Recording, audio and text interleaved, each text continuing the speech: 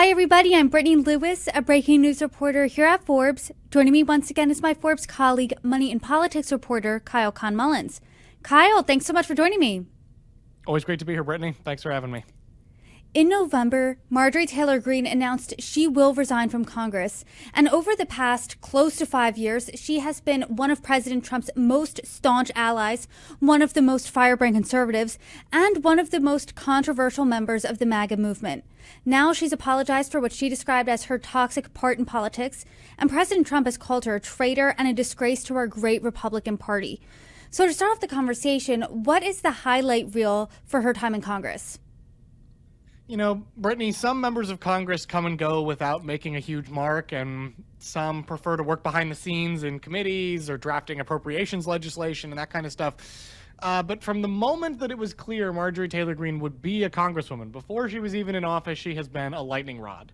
She rose to prominence in 2020 while still running for her seat in Congress for the first time because of previous posts that she'd made online supporting conspiracy theories like QAnon and Pizzagate, which are frankly a little too wild for us to even get into here.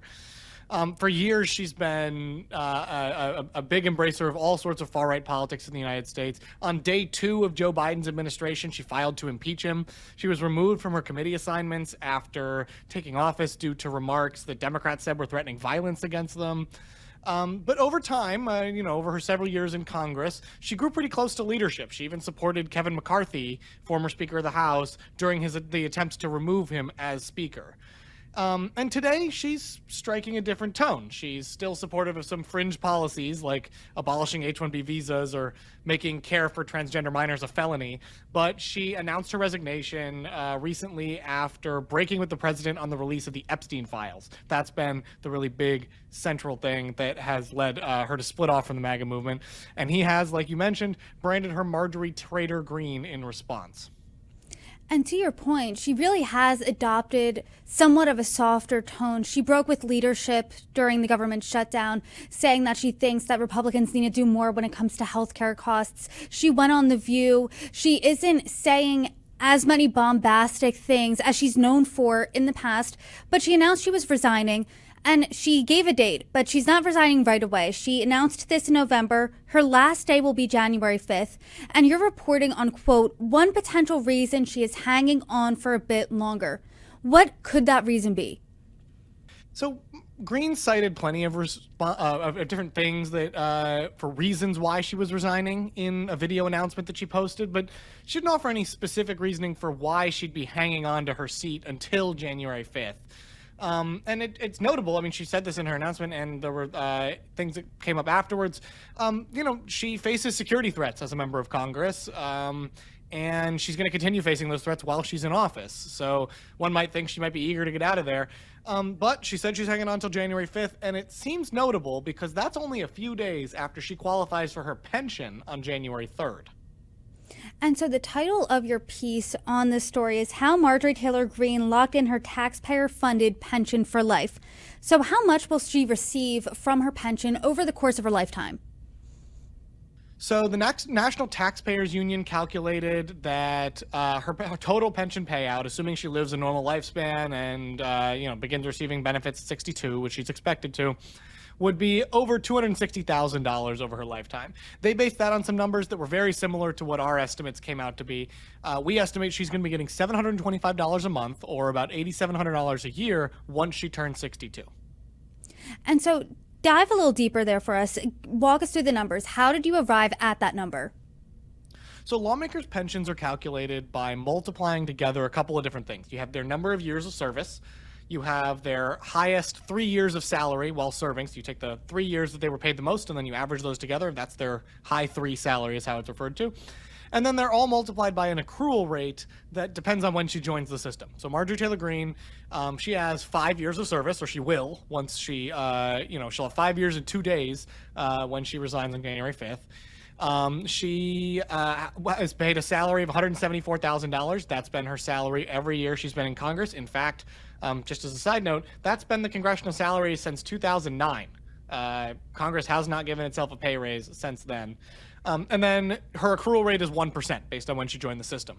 You multiply all that out, 174,000 times 5 times 1%, it comes out to about $8,700 annually. And so if she didn't hit that 5-year mark, let's say she worked for 4 years, 364 days, she'd be getting nothing, correct? Correct. And do all lawmakers then who have been in office for at least 5 years get a comparable pension? I would say no. The 5 year is certainly the minimum that you need to qualify for that pension. She's going to be getting the minimum congressional pension that's available. But if you're in office for longer, that multiplier just goes up and up and up. And if you've been in office for more years, your multiplier, your accrual rate might be different as well. It might be a little bit higher. And if you're in leadership, you have a higher salary. So that can also boost it. I calculated Chuck Schumer's, the Democratic leader in the Senate, Chuck Schumer's salary. He's a New York senator, has been for decades now. He will get $9,300 a month. So that's more than Marjorie Taylor Greene will get in a whole year once he retires, because he's been in Congress for so long and because he's a member of leadership. His Republican counterpart, John Thune, hasn't been in office quite as long, but he'll get around $6,400 a month. Again, just really enormous numbers that these things can add up to over a lengthy career. Definitely, if you've been serving in Congress or Senate for longer, you get a better pension. But she's only been serving, or she will be by the time she resigns, for 5 years. But since she hasn't been a lifelong politician, does she need her pension? What does her financial situation look like right now? Start with her businesses. She does not need the money. It's pretty safe to say that. She is plenty comfortable, in large part thanks to her share of her family's construction business. She and her now ex-husband bought it from her dad in 2002, and her stake in that company today is worth between $5 and $25 million, according to her disclosures, which only require you to disclose assets in these ranges of values. She gets paid between $1 and $5 million a year. That dwarfs the $8,700 a year she's going to get from her pension in a decade or more. So that stake in her in Taylor Commercial, a family construction company, that's by far her biggest asset. It completely dominates her finances. And then what about her real estate portfolio? What does that look like? So she likely has 2 homes, one in Georgia and North Georgia where she lives, and a condo in D.C. But the ownership of the Georgia home is a little murky. It might still be her ex-husband's. We were still trying to figure that out. I was actually working on a valuation of Marjorie Taylor Greene when she announced she was resigning, so we didn't end up doing the full net worth calculation. But some of these are a little bit murky. But we do know she lives in Georgia and she has a condo in D.C. And how liquid is she? What does her cash on hand look like? So we did look at that. She's got between $3 million and $8 million in cash and other investments on hand. And a big chunk of that is a cash account that she says is worth between $1 and $5 million. She's also been a very active trader in Congress. She's got nearly 24 trades last year.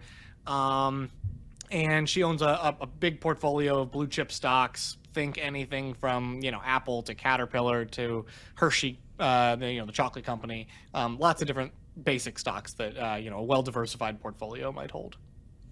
And I'm curious what's exactly next for her. Has she hinted that she's going to go and jump back into politics? Because based on your reporting, it doesn't seem like she needs to go and look for a job right away, start that job hunt because of the way her finances look.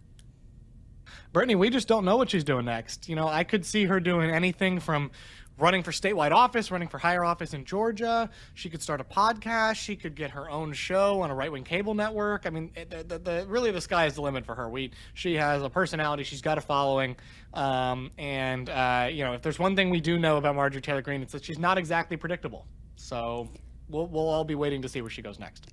Well, we will certainly be keeping our eye out. Kyle Khan-Mullins, I appreciate it. As always, thanks for coming on. Always great to be here. Thanks again, Brittany.